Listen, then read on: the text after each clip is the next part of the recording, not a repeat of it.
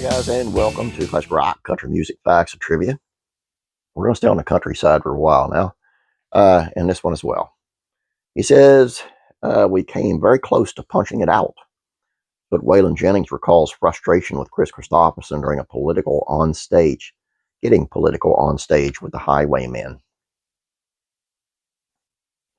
No friendship is always sunshine and rainbows, and a friendship where you work together will likely hit a few more bumps along the road.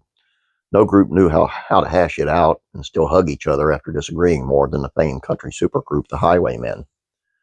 Over the weekend, since Kris passed away peacefully at 88, making Willie Nelson the group's only surviving member, the sad news is making country music fans take a walk down memory lane, reveling in Kristofferson's success, including his time as a member of the Highwaymen.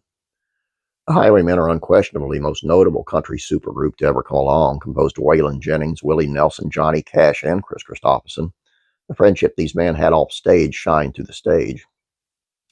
The son of Johnny Cash and June Carter Cash, John Carter Cash, once spoke to Rolling Stone about how his friendship made them stand out among other groups.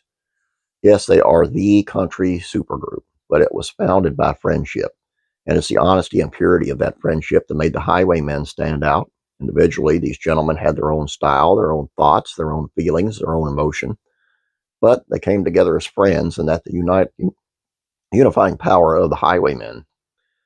And while fans felt the magic of that friendship wholly when the men were on stage, that didn't always mean they saw the things the same way.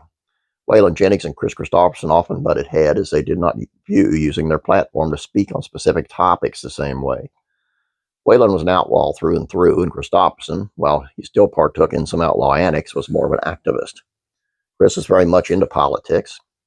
Waylon never believed that you should use that platform of entertainment for that, so that really chafed him, but he understood Kris, and Kris understood him. In that same interview, Jesse Coulter spoke on Jennings and Kristofferson's relationship. Kris was always crazy about Waylon.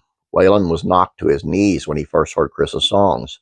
They were hanging out in L.A., and then Kris comes to Nashville, and we're all hanging out on 19th Avenue, driving up and down the streets at night, playing pinball at Bobby Bear's. It was a loving thing when Kris and Waylon got together, but on stage, when Kris would talk politics, Waylon wouldn't agree. Because Kristofferson was not afraid to voice his opinion on stage, it often led to disagreements. It's hard to have four very individualistic men on stage and have one speak about sensitive topics as if they had the same viewpoint. Even if they had the same perspective, Jennings always believed that the stage was not the right location to preach that message. We came very close a couple of times to punching it out.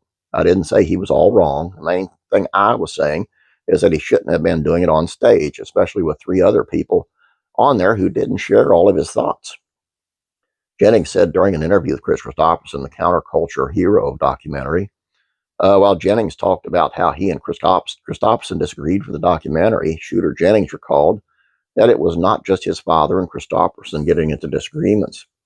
My dad and Cash would get in a fight and not talk, or they'd get mad at Willie because Willie had one more song than everybody else, and they were like brothers up there bickering with each other. Looking back on those times of disagreement, though, it only strengthened their bond. Although they might have fought with each other often, it wasn't because they didn't care about each other or the group's future. The root of the arguments was more about how to make themselves better and more successful. I hope Kris Kristofferson has reunited with Waylon and Johnny Cash up above, and are looking back on those squabbles with a grin. Absolute legends. And they were, and I agree. You got a platform.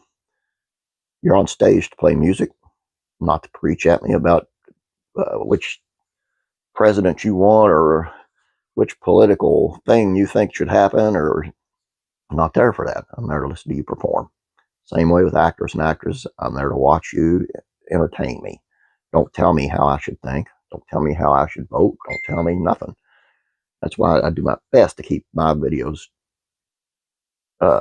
politics completely out of them. If I find somebody being political in the comment section, I remove that comment. I just don't want it here. It's not the place for it. I'm all for being political. I'm very political outside when I'm not doing this type stuff, and I'm very vocal about what I think when I'm not doing these things. And I think it's okay for you know, the entertainment industry to do what they want and be vocal about it as well. Not on stage, man. Not on stage. Look what happened to the Dixie Chicks after all. All I got for you guys. Hope you enjoyed this. Please don't forget to subscribe. If you have not yet, please like this video. Appreciate it. You have a great day. God bless you. And I'm praying for you.